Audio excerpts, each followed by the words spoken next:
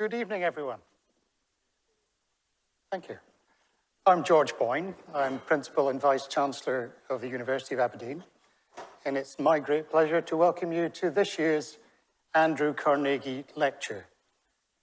Just in case there are people in the audience who don't know who Andrew Carnegie was, he was a Scottish industrialist and philanthropist who donated 90% of his vast fortune to good causes, including educational causes. And we are very pleased to be able to continue to benefit from that philanthropy through this lecture series.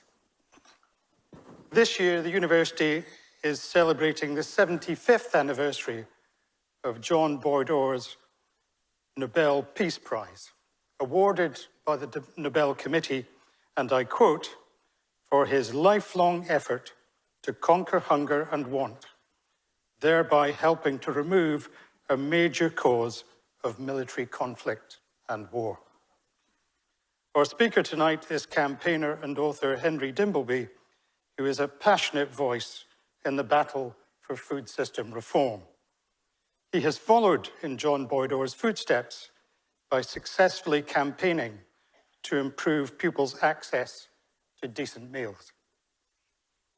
Henry's lecture will focus on the modern diet and how to reform our food system, which is central to the quest to improve nutrition. We are proud here at the university to continue to benefit and build upon John Boyd-Orr's legacy through our work in the Rowett Institute, which contains many of the university's leading scientists who have a huge impact on government policy and on commercial practice.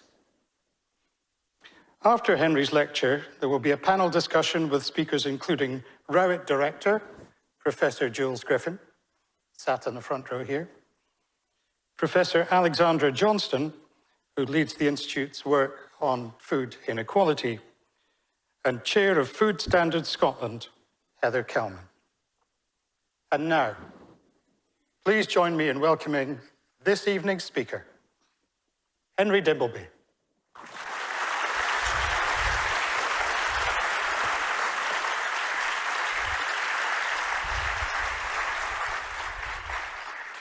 Thank you so much, George, and thank you for coming this evening. It's absolutely fantastic to be back here in Aberdeen. I normally get to go to Glasgow. I have a sister and two Gaelic-speaking, a niece and a nephew in Glasgow, but I've been up to Aberdeen twice this year, and I absolutely love this place. Much nicer weather than over on that side of the country.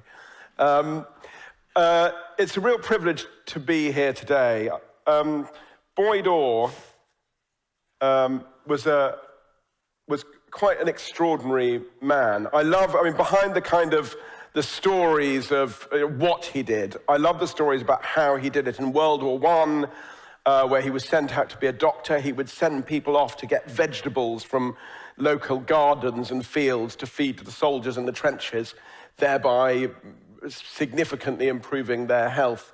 When he was thinking after World War II about how you bring people back from starvation, he would experiment on himself. He'd obviously often go for long periods not eating to see what it was like in a state of serious malnutrition. During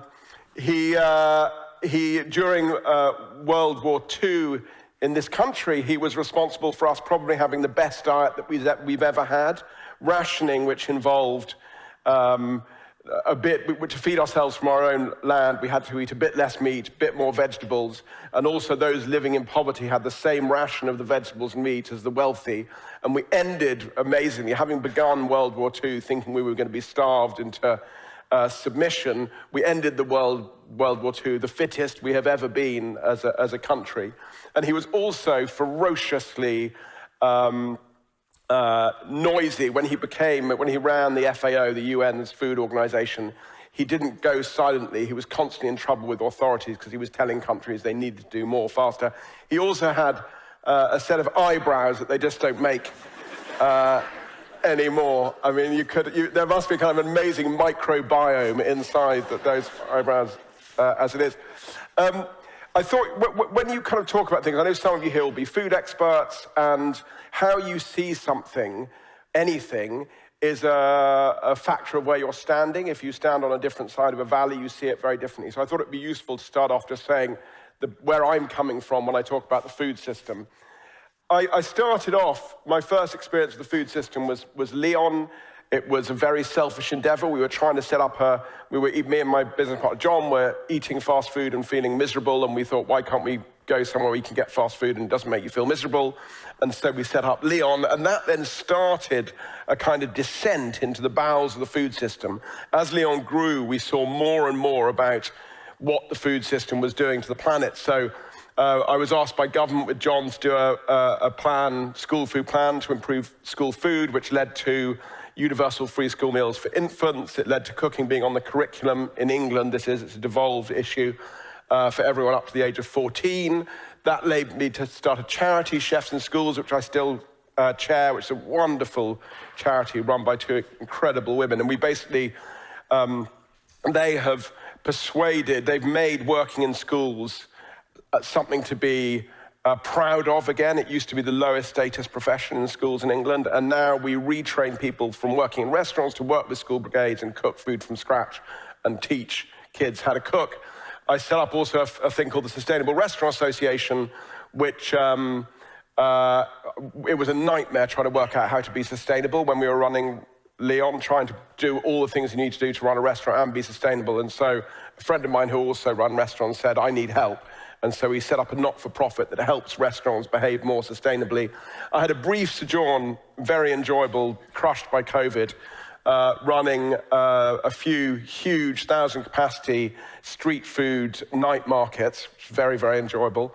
But then what I'm really here to talk about tonight is the National Food Strategy. I was asked by the government to be the lead non-exec at the Department for Environment, Food and Rural Affairs for 5 years between 2018 and 2023.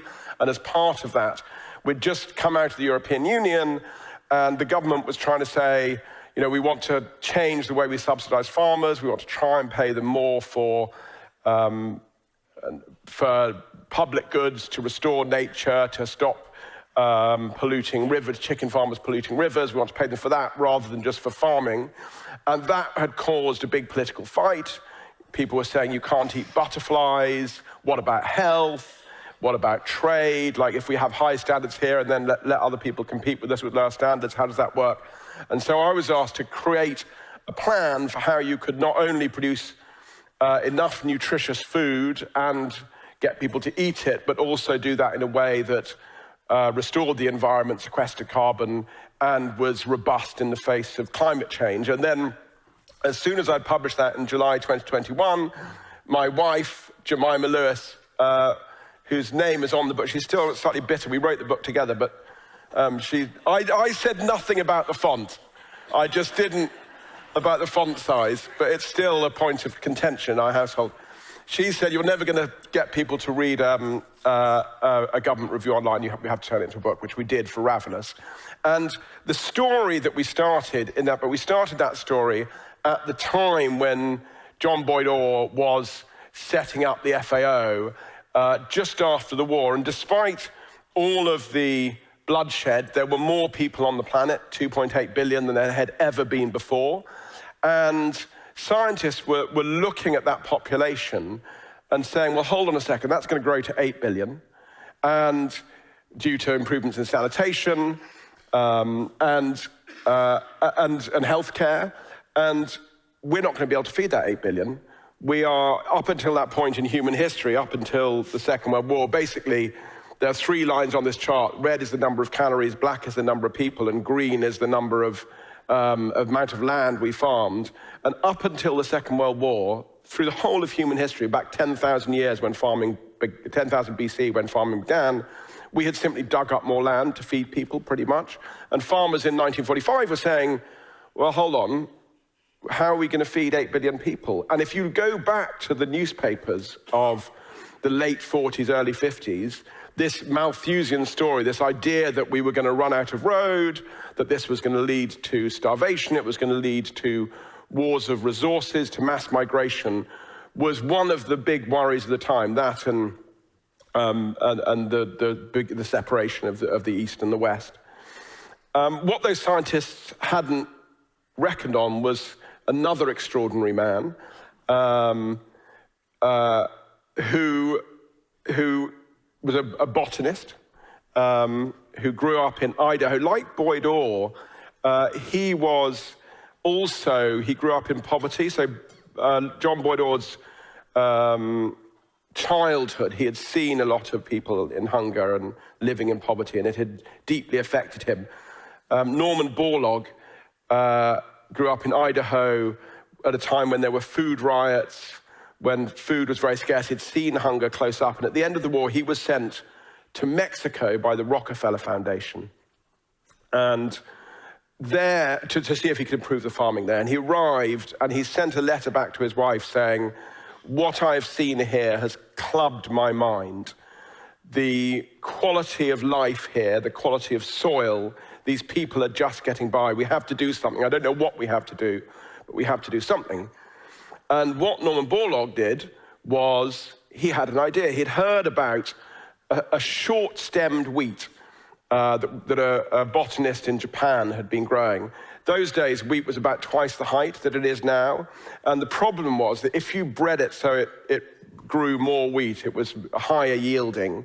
When the wind blew, it blew over, it lodged, it was called, and you lost your crop. So there was a maximum yield that you could have from any given field. And Borlaug had heard about this Japanese wheat, which was very low yielding, but it had a short, stout stem. And he somehow, and actually this should be a project for the Rowett Institute, because I've never worked out how he did it, he managed to get those wheat seeds from Japan in 1943 to Mexico, where he was doing his experiments. And he set up 2 stations, one by the coast, one in the hills, where he tried to cross different kinds of wheat. Because there were 2 stations at different altitudes, he could get 2 harvests per year, so he could double the number of crosses that he could do. And in those days, you didn't have gene editing. You literally had to take the plants from each wheat. You had to tap the pollen onto a little bit of paper, and then you had to tie that paper with a paper clip over another head of wheat, and you had to do this thousands of times by hand. The Mexicans thought he was completely insane. But he did this, and he managed, and he would admit as much by luck as by stubbornness, to cross this short-stemmed wheat with a high-yielding wheat rust-resistant wheat, which when combined with new forms of irrigation and modern fertilizers created using the Haber-Bosch process, created a much, much higher yielding wheat. And this experiment was repeated for rice and for maize across the planet in what was known as the Green Revolution. And this is what happened. Total agricultural land, we actually farm less land now than we did back in 1945 when the Soviet Union collapsed. A lot of very low-yielding land, cooperative land fell out of production. Our population has grown to 8 billion, and we produce twice the number of calories for 8 billion people that we did for 2.8 billion people back in 1945. We don't have a problem of lack of production when we haven't had a famine this century that hasn't been caused either by political corruption or warfare. Distribution is our problem now with food, not growing enough food. We say in the book that that Borlaug, here he is, if there'd been a biopic of him, he'd be played by Jimmy Stewart, his kind of good teeth, all-American chin. But there wasn't a biopic made of him because you don't get famous for stopping bad things happening. But what he wasn't to know is that by solving this problems, unwittingly, this green revolution would cause a number of other problems. And I'm going to talk about 2 of those tonight, and I'm going to focus in particular on health. The first problem was that the food system that we have today, in growing, producing all these calories, has come to completely dominate the natural world. One way of thinking about that is to look at the weight of animals, wild animals versus people. So this is wild animals in 10,000 BC. 10,000 BC is the period of what's known as the Holocene, which was a period of stable climate that has lasted until very recently that enabled us to farm, to plan. If you look at the global temperatures before 10,000 BC, they were all over the place. Farming was impossible.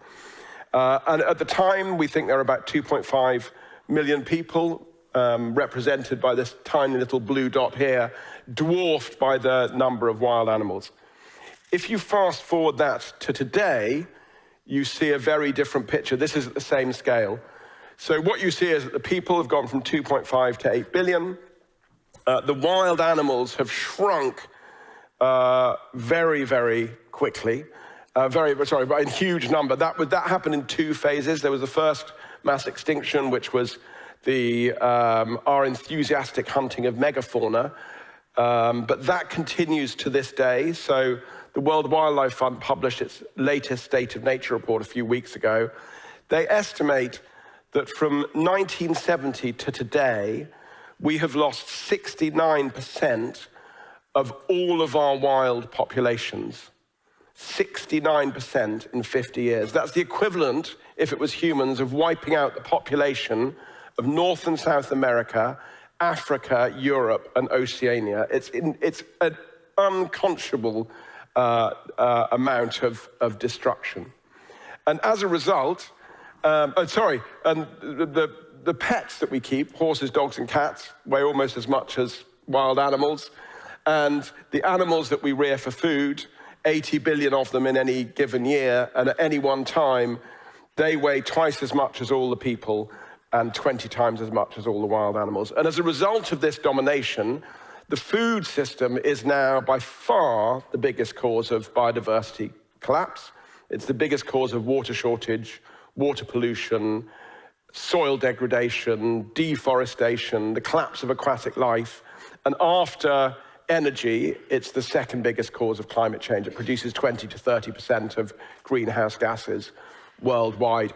After energy and transport, the food system is the second big transition that we need to go through as a society. This hasn't been recognized. In Glasgow COP, which was the biodiversity COP, their food, which is the biggest cause of biodiversity collapse and the second biggest cause of greenhouse gases, didn't feature in the main area. It was on the fringes. That's changed. In Dubai, food was front and center. All countries pledged to put commitments on food at the next COP, and in Brazil, in Baku, and then in Brazil, it will be even more front and center. So we've woken up this problem. The most frightening chart that we saw on the environmental collapse was this. This is a chart that shows the yields.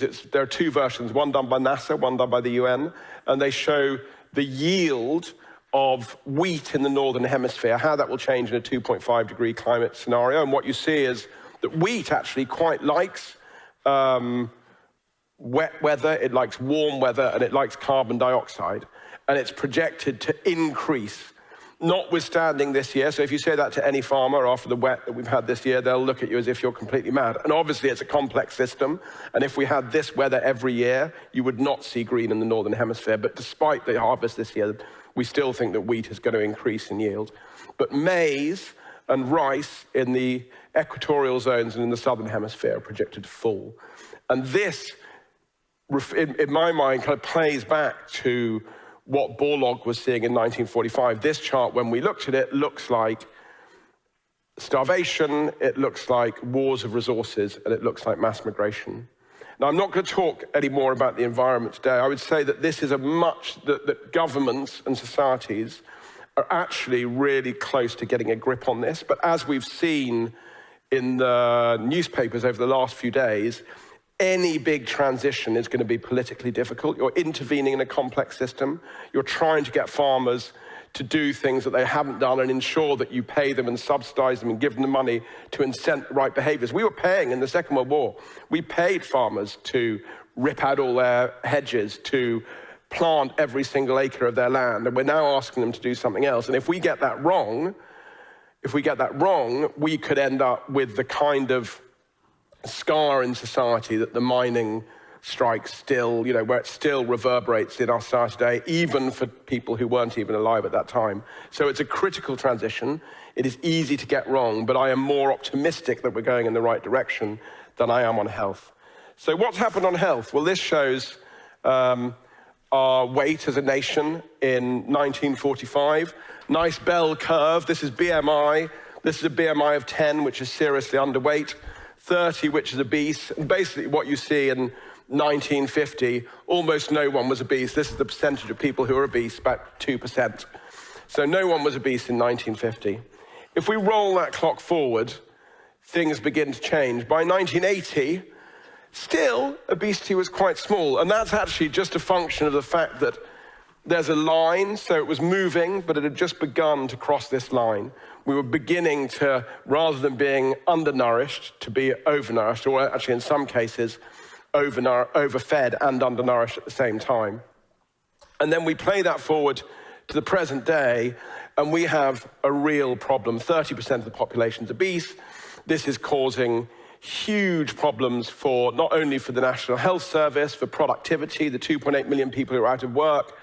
Most people long-term out of work at the moment are out of work for 4 reasons: musculoskeletal problems, type 2 diabetes, coronary heart disease, and mental health, 3 of which are directly caused by diet, and 1 of which is exacerbated by diet. The Treasury now, I was called into Treasury under the Tories, Jeremy Hunt, because they'd seen those numbers and they were saying, we've got to do something about this.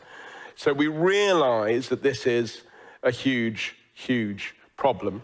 And it is, as Alex will talk about later, it is a problem that is visited in a really concentrated fashion on those living in poverty. So it is across society, but this shows preventable mortality rates, coronary heart disease, cancer, dental decay, and childhood overweight and obesity. And the left-hand side is the 10% least affluent postcodes, and the right-hand side is the most affluent postcode. So not only is this a big society problem, it's concentrated on the poor.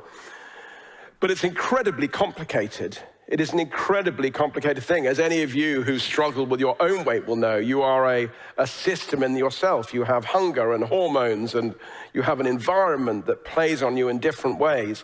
And then if you think about how you try and deal with that on a societal basis, you don't know kind of where to start. When I was doing the food strategy, one of the most amazing things about working for the government is you basically have a right. Well, anyone will answer your calls. So during COVID, we could just ring people up and we get all the cleverest people in the world on a Zoom call and say, how on earth would you tackle this problem? And all of them answered the same thing. They all said, you need to think in systems. It's a systemic problem. You need to think in systems. And we're like, great. And then you go away and you go, right, we need to think in systems. And they go, well, how do you, like, what does that actually look like? And then you'd go back and you get them back on a Zoom and you say, what does it mean to think in systems? And some of them would show you this chart. So this chart, so I happened, while we were doing the thing, I happened on, there was an article in, not the Washington Post, not the Wall Street Journal, the Washington Post, which had a story about there's a whole bunch of people who are paid to give spiders drugs and then to look at the webs of the spiders and see like what kind of webs different spiders make. And actually, A, what a great job, and B, it's really easy. So the spiders on marijuana kind of don't really get going, and the ones on LSD, acid, make these kind of incredible fractal patterns. And the ones on speed do this. And this is known as the foresight obesity map, and it's trying to measure all the factors, social, psychological, economic, food availability, exercise, infrastructure, all of the factors that play into making us obese as a nation and linking them all. And it's a huge piece of work, but as a political tool, as a tool to say, well, how do I deal with this?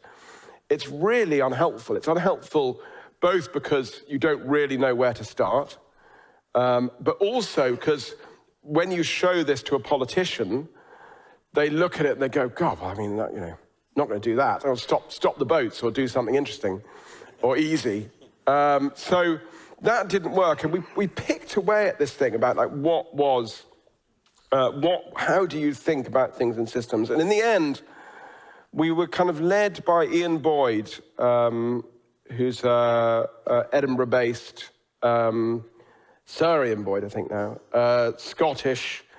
He was the head scientist at DEFRA and the head scientific advisor at DEFRA. He had spent a life examining complex biological systems and literally saying, how does energy circulate in those? So sunlight comes in, hits various plants, and then how do all the other species in that system, whether it's a rock pool or a valley, how do they share this energy about? And he said, well, the one form of science that has come from business to science is system dynamics, which was a science set up by a man called J. Forrester in the 50s at MIT. And Donella Meadows here was his researcher. And basically, they were modeling, computer modeling complex systems, stocks and flows, feedback loops between them. But they were looking at supply chains in supermarkets and nascent computing companies. But what they noticed was that these systems behaved, no matter what area they came from, they collapsed in similar ways, they had certain characteristics.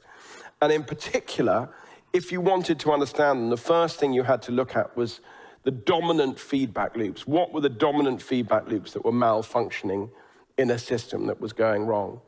And once you had that idea in your head, everything kind of becomes clear, because there is one very clear, if you follow the history of how we became obese, there's a very clear feedback loop that's going wrong, and that is between our appetite, and our appetite evolved. It registers in the amygdala. That's where it kind of, that's the connection between the hormones that come up from our body and our brain, where appetite lives, along with other driving passions.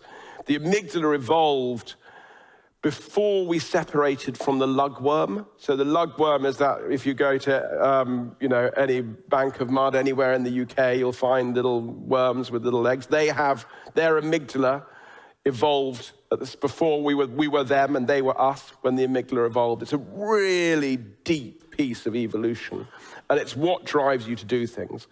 And our appetite has evolved from that time in a world of calorie scarcity, and it makes us seek out food that is calorie dense, that is high in sugar, salt, and fat. It gives us huge rewards for eating that food in terms of dopamine responses. And when that food has certain characteristics that you find in a lot of ultra-processed food, it is soft, it is low in insoluble fiber, and it is high calorie density, we eat it more quickly and it fills us up less quickly. And what has happened is that the food companies, not because they're wicked people who want to make our children fat, but just because they were looking at what sold, their portfolios have gradually moved towards those kinds of foods. They have spent more marketing those foods. They've spent more developing those foods. We've eaten more, they've spent more, we've eaten more, they've spent more, and we have got fat and sick.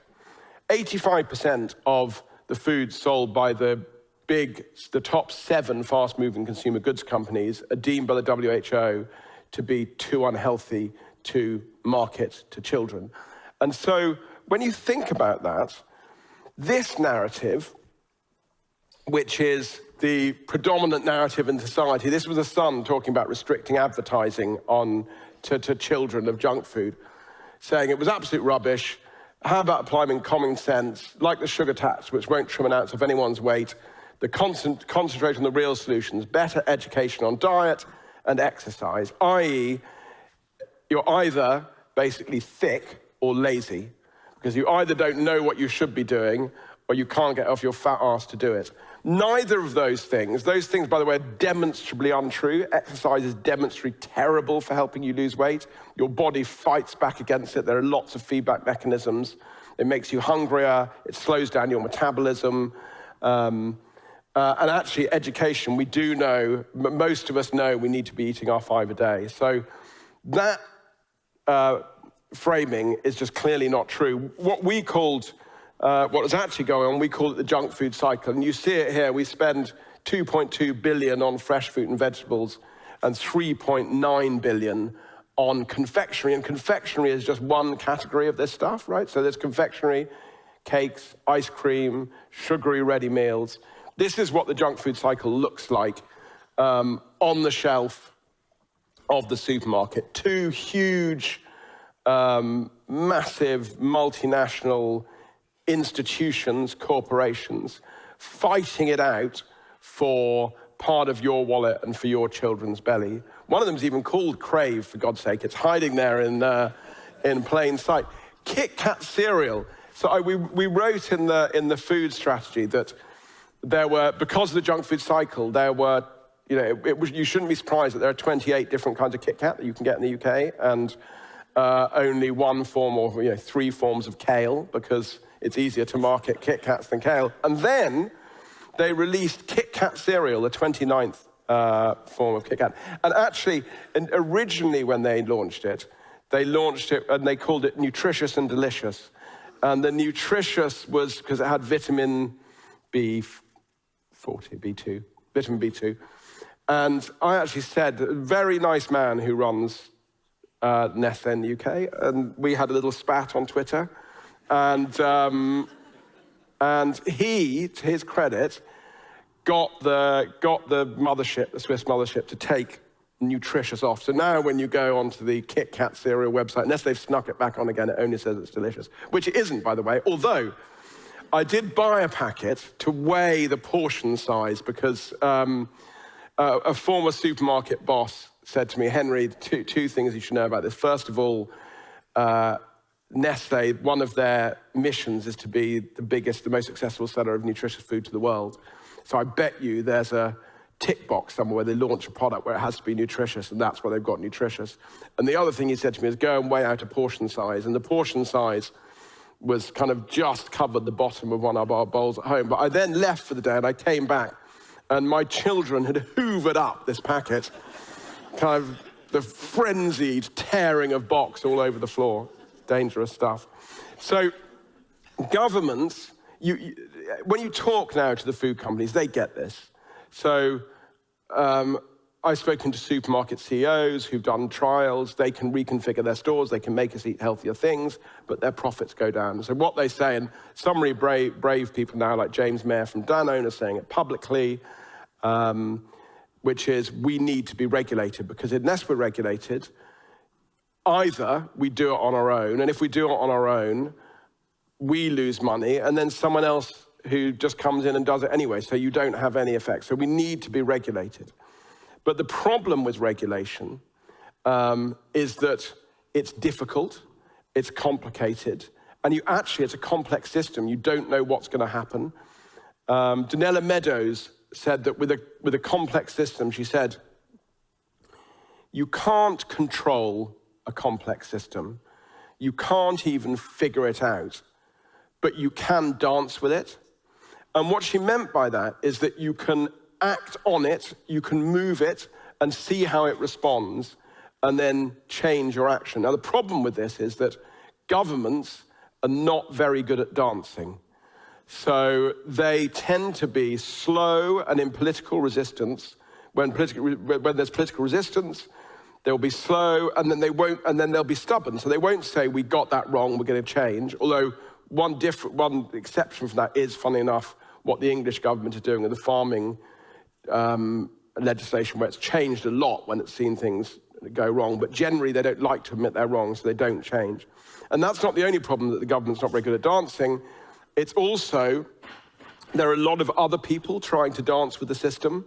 So the government, policy and regulation, we're trying to dance with the system. You've got huge capital going into factories, going into businesses that are trying to move the profit pool their way. You have competitive dynamics, you have the consumer. Climate change itself is changing the way farmers are farming. And then you have technology.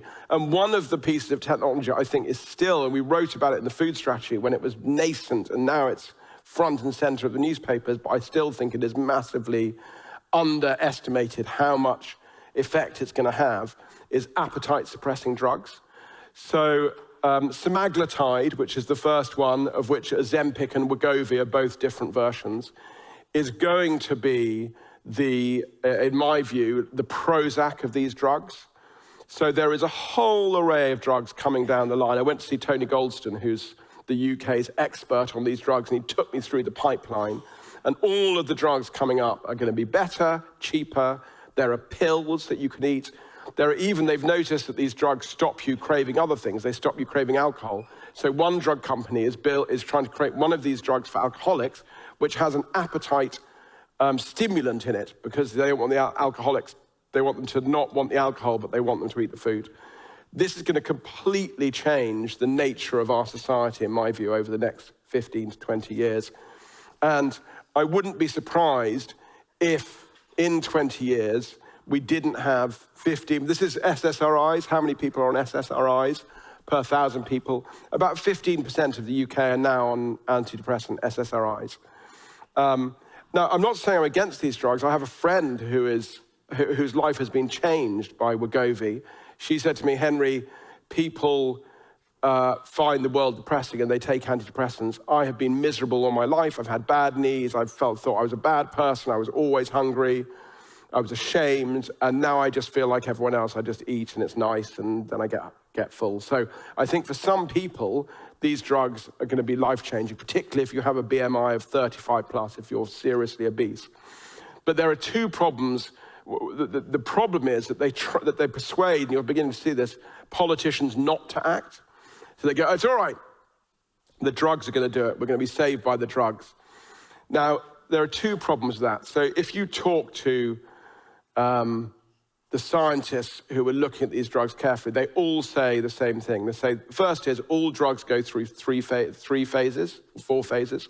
They go through the, quite interesting, probably won't work phase. Then they go through the, this is going to be really good, this is probably quite useful. Then they go through the, this is going to solve all of the world's problems. And then they go through the, I wouldn't give it to my dog phase.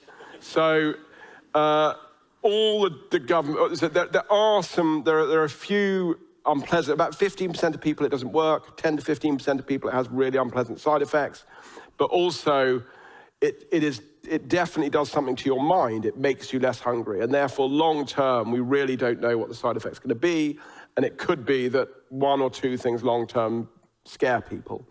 The other problem is cost. So there is a fascinating thing going on in the States at the moment, which is the fast-moving consumer goods companies think that this could take 10 or 20% off their revenues. So a disproportionately small number of people, it's like an 80-20 thing, eat a lot of their food. Those are the people who are going to be medicated. There's evidence to show that these drugs actually make you eat healthier as well as less. And so the FMCG companies in America are seeing this as potentially existential. If you've got a fixed cost base of factories and you're taking a 10 to 20% revenue hit, that is really problematic. The pharmaceutical companies are saying, that's good, we'll take your profits. They're literally saying that profit is going to come from the food companies to us, the pharmaceutical companies. In America, the only people who are worrying about changing the system are the insurers, because the insurers pay either way. The insurers pay for the drugs, or the insurers pay for the amputations for diabetes.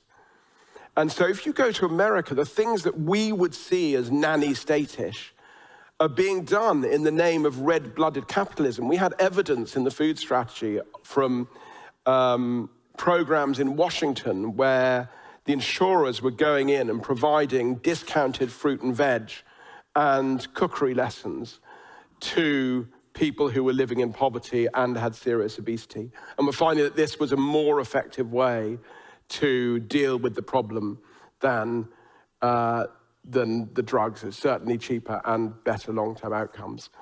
And so, in my view, it is an and.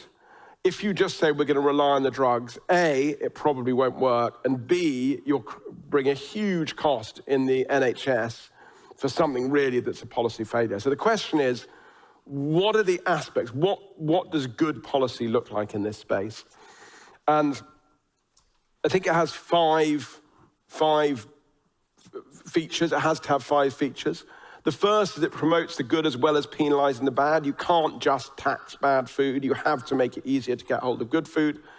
That was, there are all sorts of things. Marcus Rashford campaigned for some recommendations we made on free school meals throughout the holidays.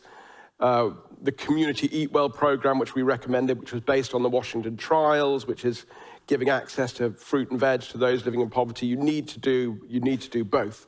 And actually, funnily enough, economists talk about hypothecation. So hypothecation is this thing that politicians really like. It's, we're going to tax sugary drinks and we're going to give the money to school sports programs because that's an easy sell. Economists hate it. They say it doesn't make any sense.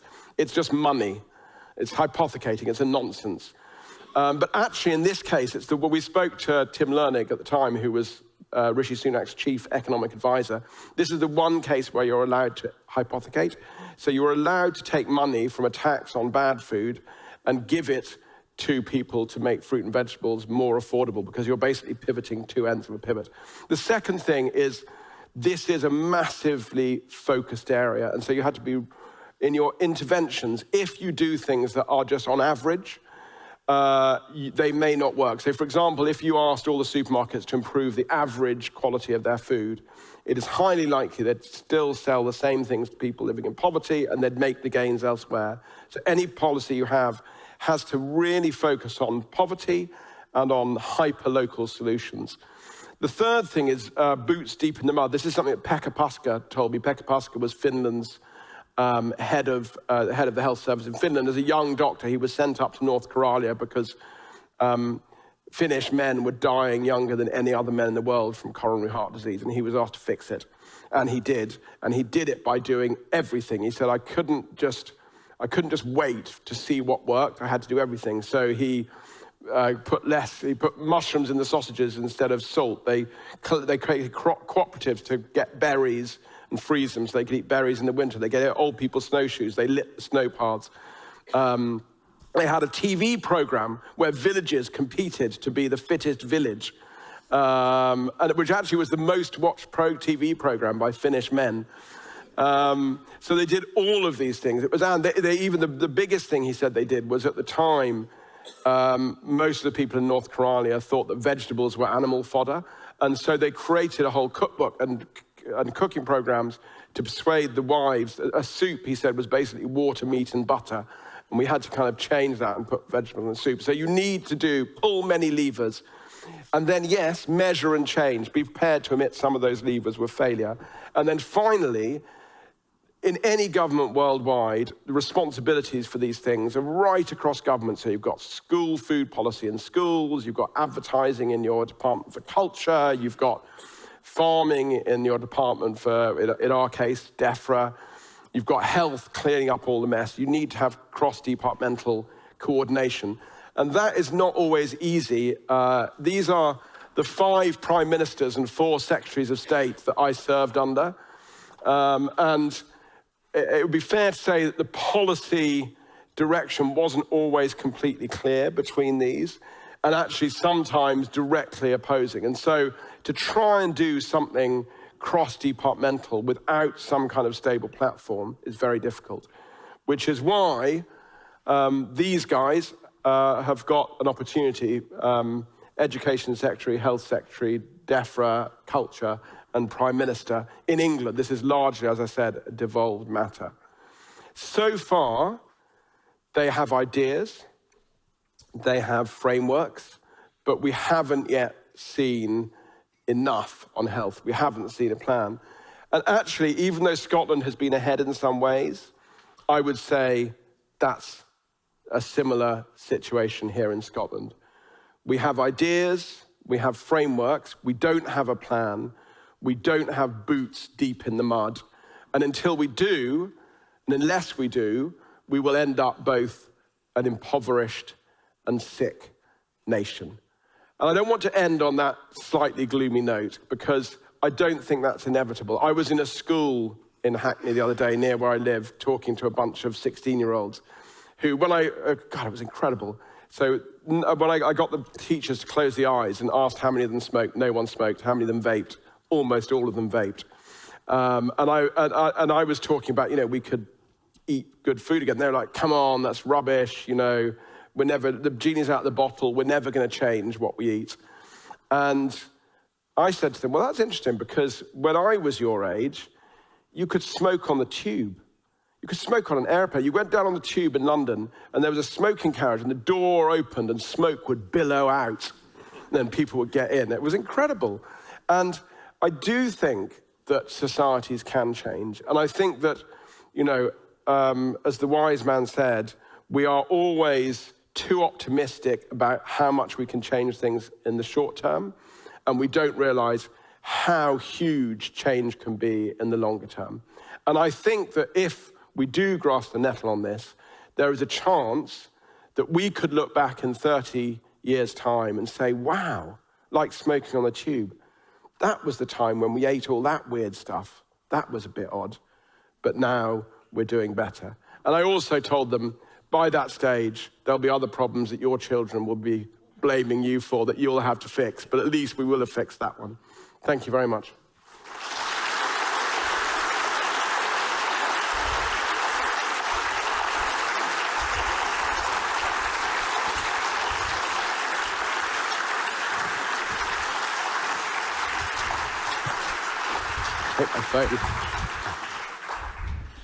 Thanks very much, Henry. That was a fantastic overview of the food system and some of the challenges that we face in order to address nutrition and health going forward. So I'm Professor Jules Griffin, and I'm Director of the Rowett Institute here at the University of Aberdeen. I'll be chairing the next section, where we'll have a panel discussion to understand into more detail some of those challenges, but also hopefully come up with some of the solutions to take this forward, to look at how we can improve our health, but also look at the sustainability of the food system for the planet. So for the discussion, Henry will be joined by Professor Alexander Johnstone of the Rowett Institute, University of Aberdeen, and Heather Kelman of Food Standards Scotland.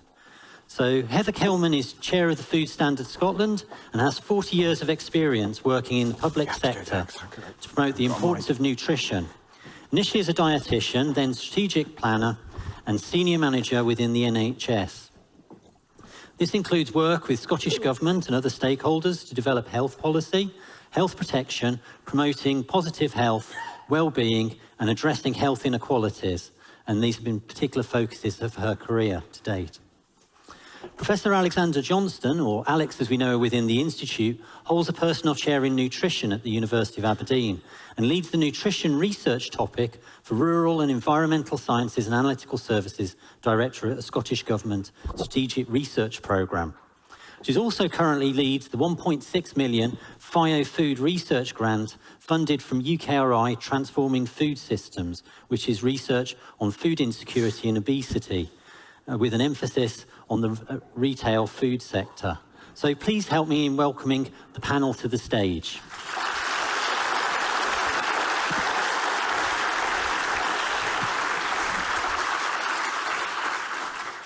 So the way the format of the panel will work is we've got half an hour for a discussion here. So we're going to start off with a couple of questions within the panel. And then the hope is that it will give you some time to actually come up with some questions to ask us about some of the challenges or some of the solutions going forward. So the first question that I was going to start around was this strange paradox between food insecurity and being overweight and ill health and obesity. So we have this question that it seems a bit odd that why those people living with food insecurity are also those likely to be those that are most likely to become overweight or obesity. So, Alex, I know this is an area that you're very passionate about in terms of your research. So I thought I might throw the question over to you, first of all, to tell us about food insecurity and obesity. Okay, thanks, Jules. So first of all, it's great to see such a enthusiastic audience joining us tonight who are also passionate about food as I am. So Henry eloquently showed that there's been a rise in obesity over time, but actually obesity rates are not equitable. We know that there is 36% of the population in areas of deprivation are living with obesity, whereas that reduces to 26% in those living with areas of low deprivation. So it really means that those that are, for geographical or environmental reasons, really are put at disadvantage. So for families that are living with low income and facing food insecurity or food poverty, they have to then spend 47% of their disposable income to consume a healthy diet. And healthier foods are actually 3 times more expensive than unhealthy foods. So by virtue, those living with obesity, it's the rising cost of these healthier foods that creates this food insecure environment. So it's not about particularly access to food, that can be an issue in some rural areas, but it's rather access to affordable, healthier and environmentally sustainable food. So when we're thinking about tackling obesity, we need to be thinking about tackling food insecurity. Thanks very much, Alex. And I'm going to move on to Heather. So in terms of, I guess, as a dietitian, first of all, but also in terms of your role within Food Standards Scotland, is there anything you want to add to sort of Alex's description here around? I think it's one of those really complex issues. So when you think about healthier food, it tends to be less processed, which means it's taken time to either grow or be alive before it's been able to eat.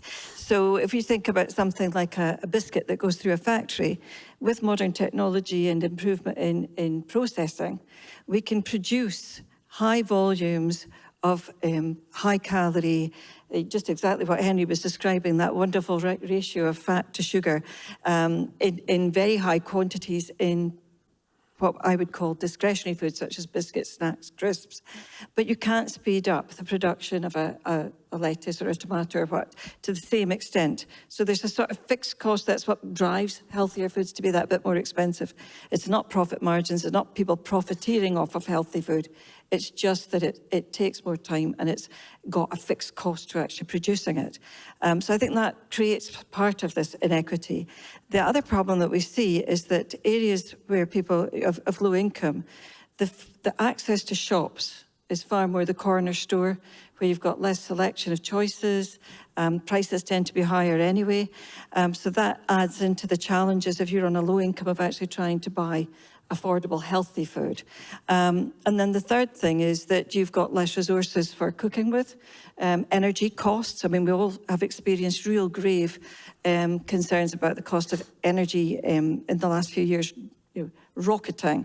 And that was a big concern for Food Standards Scotland, because we could see people making not just decisions on whether or not to eat healthy foods, but how they could reduce cooking costs, storage costs, and so a lot of fresher foods take more energy costs to cook and store. So that has a negative impact on them as well. And I think as well, when you've got a family that you need to feed and you need to make sure that the calories are in their stomach and keep them full for as long as possible, you will buy food that is filling and that will keep people satisfied for longer. And that often is these calorie dense, easy to access, don't require much cooking foods. A salad doesn't really fill that same need in your brain as some of, a bag of sausages from Iceland Foods or something that you can prepare cheaply and will fill people up, fill the family up. And so for people cooking with low incomes, that desire to make sure your family is fed comes first over whether or not they're being fed a healthy diet. They're very concerned about health, but it's just not a realistic option for them at the moment. Thanks, Heather. And Henry, we saw that it's not education, as the Sun had put forward, or not education on its own. Is there anything you wanted to add at this stage that you didn't manage to cover? Yeah, I think it's. I would slightly kind of nuance that. It's not knowledge. There is a skill gap. So there is definitely, and that's what we're doing in chefs and schools. Since you had 2 parents working, there has been a loss of cooking skills in families. And so I think there is a huge need to rebuild those skills, but knowledge is not the biggest problem. The only thing I'd add to the poverty thing, which I think was really interesting to me talking. So we did all of these focus groups in all around the country of people from demographically representing all parts of the population, and we did focus groups in food banks. And one of the things that we got coming back from parents was something I could really relate to as a parent myself, and one not living in poverty, which is as parents here will know, if your child is going through one of those restrictive phases, it is incredibly difficult, frustrating, irritating, trying to get them to eat well.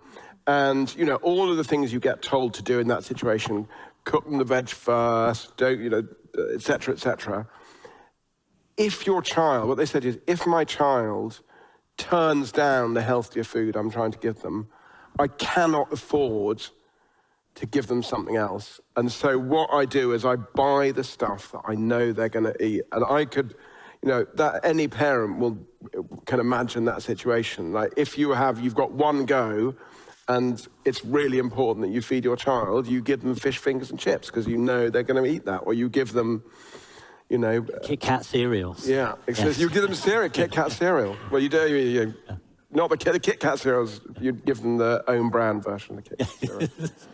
The cereals are all available. Actually, what I'm going to do at this stage, so that was the question that I prepared them with earlier. So if you're an examiner, that's the one that you hope your students do well on, which I think they did very well on. I'm going to now turn over to the audience in terms of some of the questions from the audience. So if you can make yourself, it's quite bright lights down here, so if you can make yourself known in terms of questions.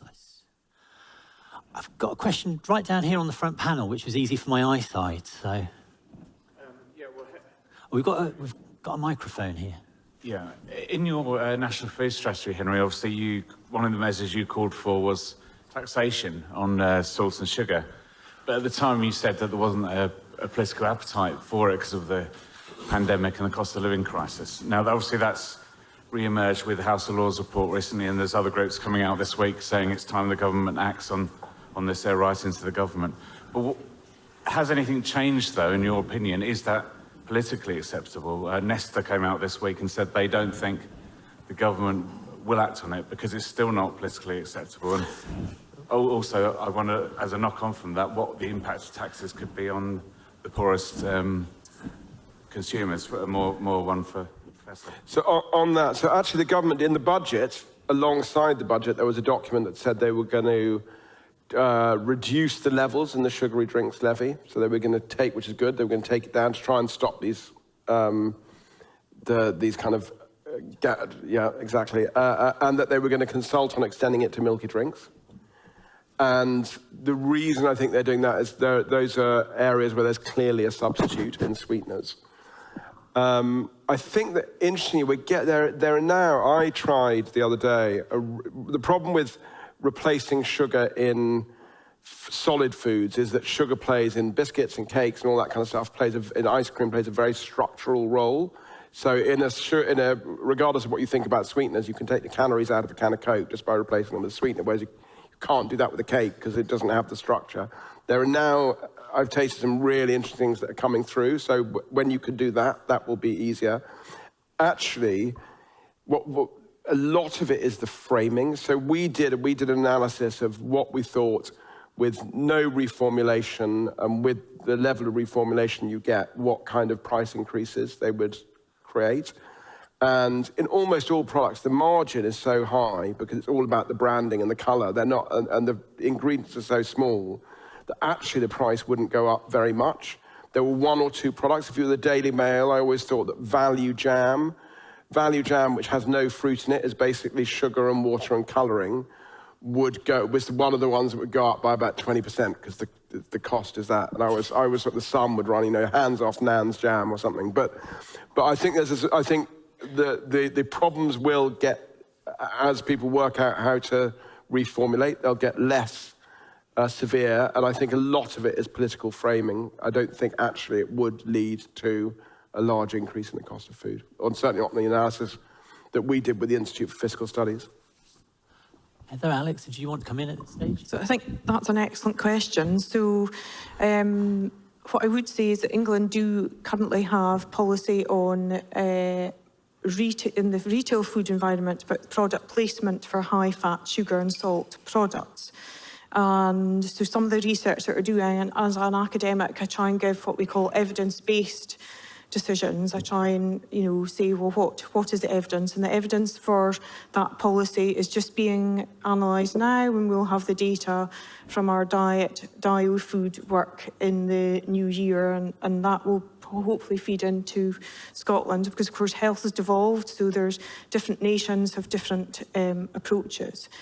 But I can reflect on that when I speak with people with lived experience of living with food insecurity and people living with obesity, what they want is consistent access, affordable foods that are low cost, that are healthier, culturally acceptable and healthy. So, and having offers like buy one, get one free are not going to help them on a week-to-week basis have a healthy shopping basket. What they want is more clarity across the supermarkets, and indeed when you speak to retailers, we work with the top 4 retailers in the UK, they also want this uniform regulation across the retail food sector. So I think there are some approaches that we need to be advocating in the retail food sector to support those living with food insecurity.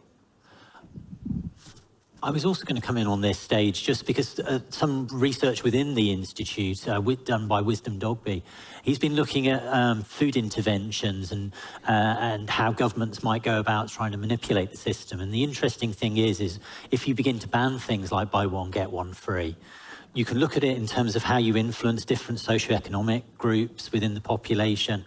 And actually the people the hardest to reach are the people at the lowest socioeconomic group. And I think it goes back to what Henry was saying is they know how to feed their family on a budget and they're going to stick with that. And actually that, we often refer to them as seldom reached populations or seldom listened to populations.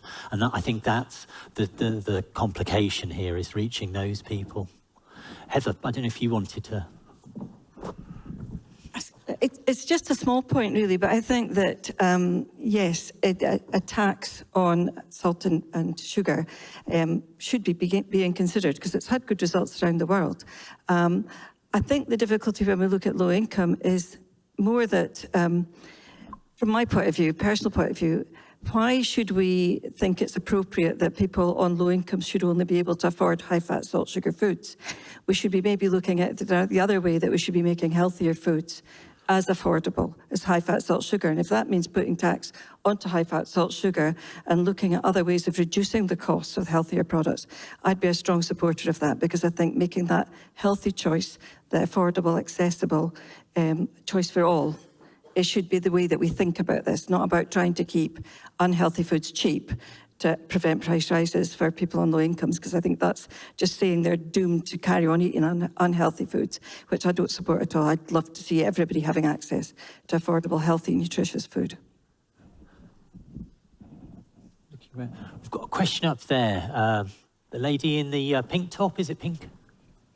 Yes, yeah, perfect. So I think there's a microphone with you.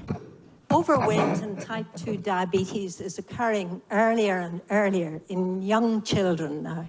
Don't you think we should concentrate more on early life nutritional prevention? Who would like to take that question first? So I can comment. So I wholeheartedly agree with you. I think that is a very sensible question and comment, and that in all cases, prevention of overweight and obesity is much more cost effective and much more preferable than actually waiting until the treatment options. So, but I also think that one of the messages I want to share is that Henry talked about changing the food system. And I think alongside that, then we shouldn't blame individuals, people living with overweight and obesity. Which has been kind of bubbling away in the background over the last 20 years with emphasis on, well, it's your own individual responsibility to change. I think we should move away from that. I think we should talk about achieving a healthy weight, which also embraces what you're saying there about reducing disease. And I think we should be thinking about how the food system can change in order to support individuals to make those healthier choices. But the government have enacted discussion through the House of Lords report about free school meals, about marketing and advertising and restricting those, particularly at particular times of day that children would be viewing TV or other media sources, and increased transparency in data across what's being sold across supermarkets. So it's an excellent question. I'll let my colleagues chip in as well. I think that's a really important question. I think that there's been a goal around for a while to reduce childhood obesity by half by 2030, and I'm losing faith that we're going to hit that target, because it's 2030 is only 6 years away. I think in Scotland we've got the Healthy Start scheme, the Best Start Foods, which encourages even low-income families to buy healthy foods during pregnancy or when the child's up to 3. That's a really good start. We've got free school meals up to primary 5 in Scotland, with some categories of primary 6 and 7 being able to hopefully access free school meals going forward.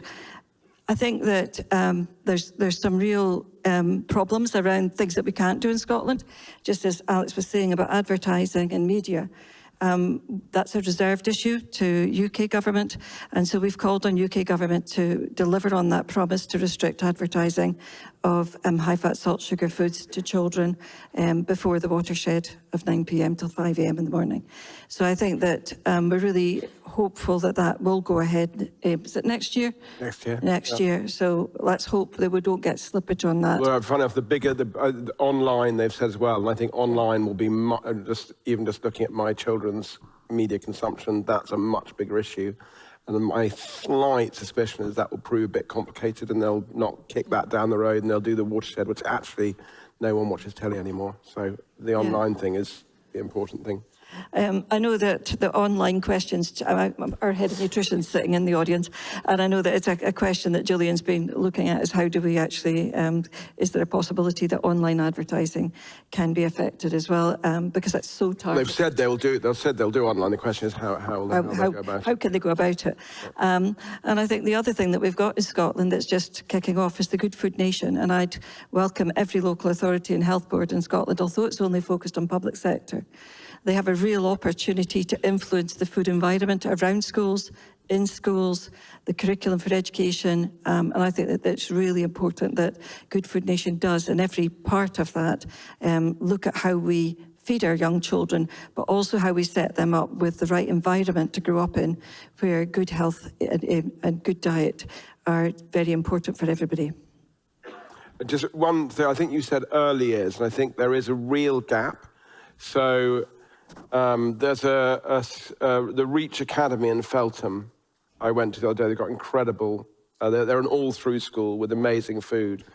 But the head teacher gets in touch. He had basically observed that by the time they reach his school in reception, he spends the first 2 years undoing all of the problems.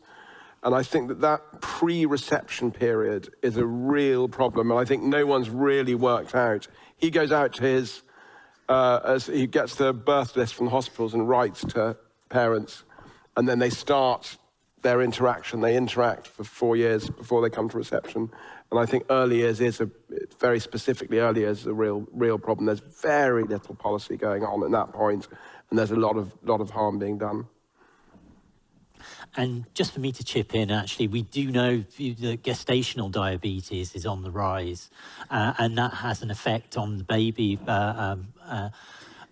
as well in terms of their long-term health, in terms of some of the epigenetic changes that we know that happen. But in terms of a positive news story, if you can intervene at that stage or shortly after there, then you can make real differences. So when I first came to the Institute 3 years ago, one of the things that fascinated me, there was a PhD student there that was looking at how mother's preferences for food then set up the baby or the child's preference after weaning. So she was looking at brassica consumption in new mothers, and actually how that was going to affect the children, whether they liked brassicas, Brussels sprouts and cabbage afterwards, and it worked. And she even managed to do that during lockdown. So, you know, if there's a will, there's a way. And was that during pregnancy, if they post-pregnant, or when they're... I think they were post-pregnant, that's what the mother was eating. And then they followed up sort of 2 years later to see whether the children were more or less likely to eat brassicas, which during lockdown, not to be derailed by that. So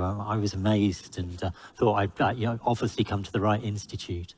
Right, another question? I think we've got time to fit in one complicated question or a couple of easy questions. Oh, I don't know.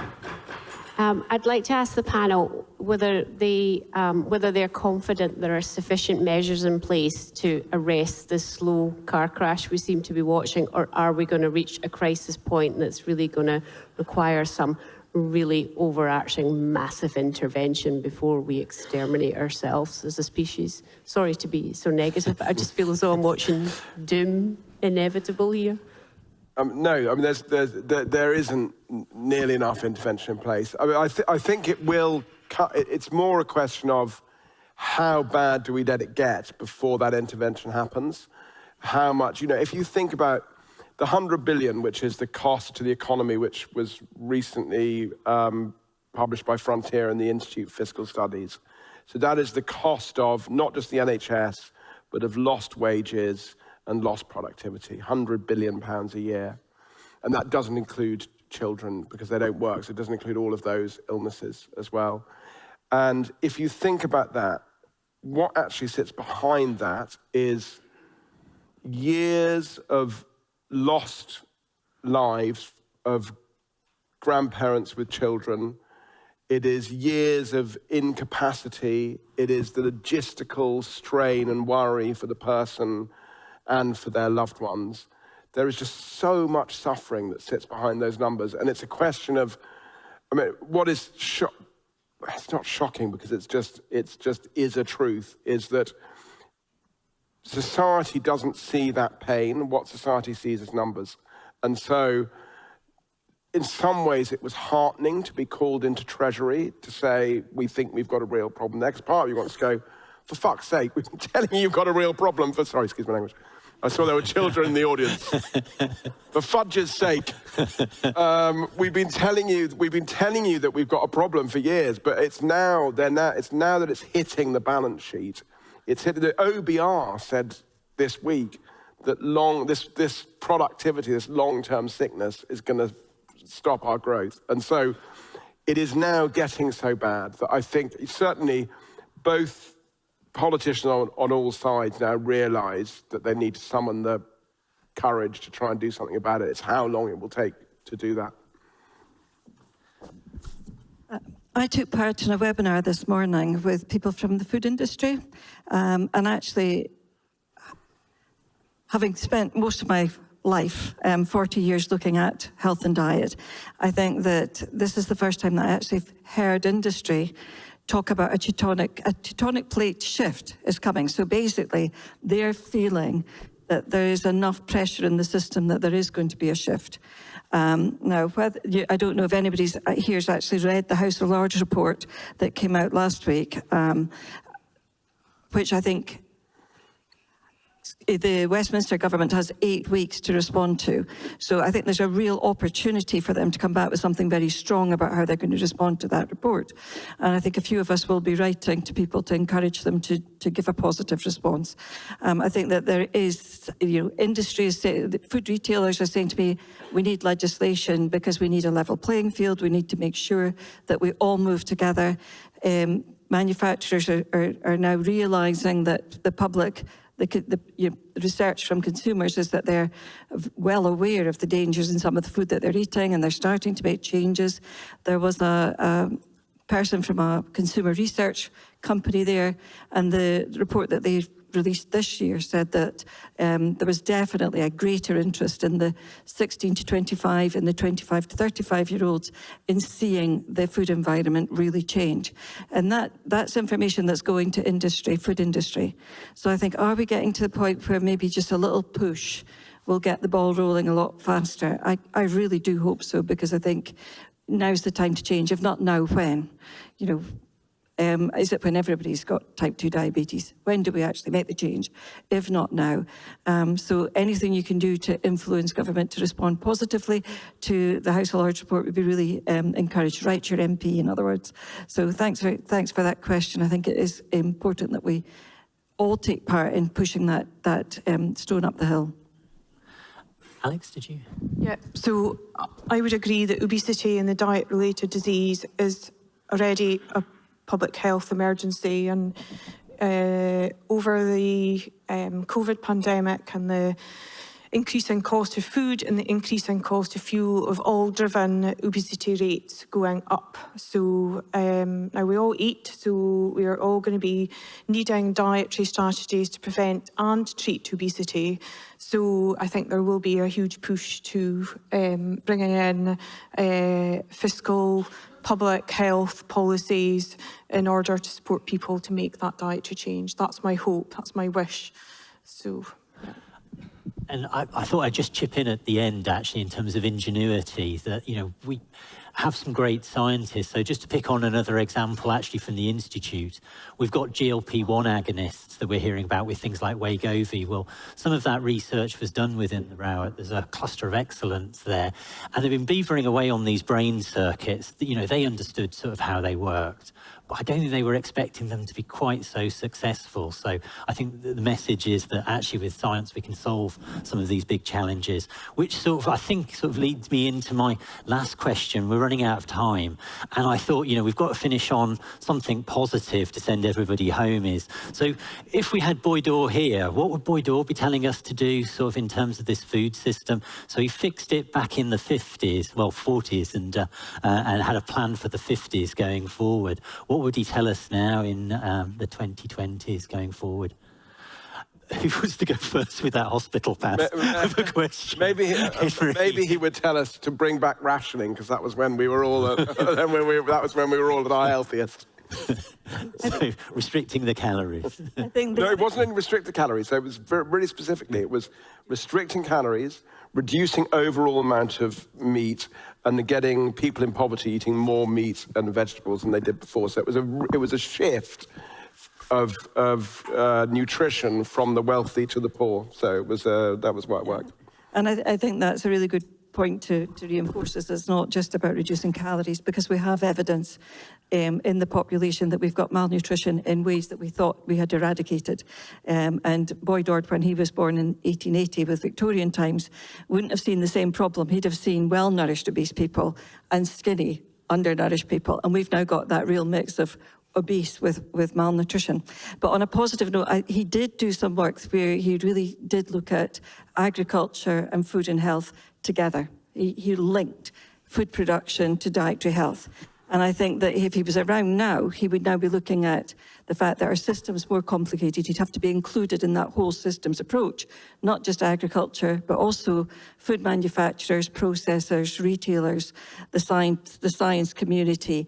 And he would be strongly supporting a whole systems approach with every measure. He's described in some articles as a bristly character. So I don't think he'd be sitting there saying politely, we need change. I think he'd be shouting from the rafters, we need to change now. Thanks, Heather. Alex? So I would have loved to have met Boyd-Orr. So I think my answer needs to be to tell him about what the amazing work that the Rowett is doing after 100 years and the rise of female scientists. That would be something I would mention, just to give a little flag there. Now, he was a clinician, he worked in inner city Glasgow, and he established the relationship between poverty, poor diet and ill health. So I think he'd be really interested to find out what we're doing, and I would hope that his advice to me would be to keep going, to produce evidence about what works and what doesn't, particularly with an emphasis on those facing food insecurity and food poverty, and so to provide evidence and to evaluate. So these are the two key skills that academics can bring, and I always remember to put a voice to those with the lived experience. Thank you.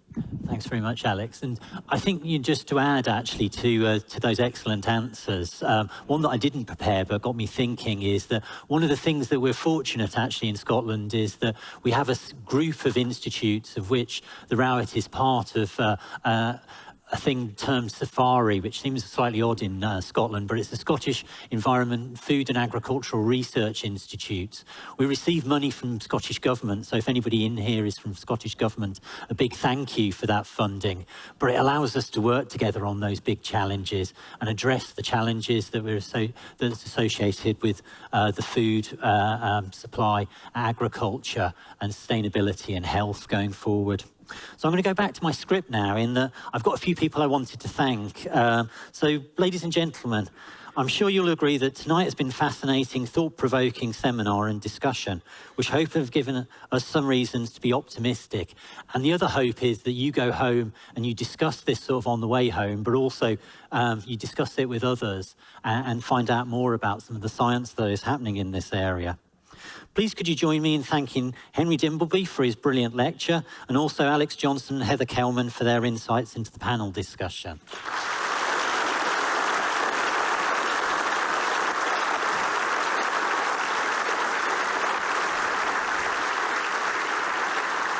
So I have a few more thank yous as well. So I'd also like to thank the Carnegie Corporation of New York for supporting the series and allowing us to celebrate the work of Boyd-Orr.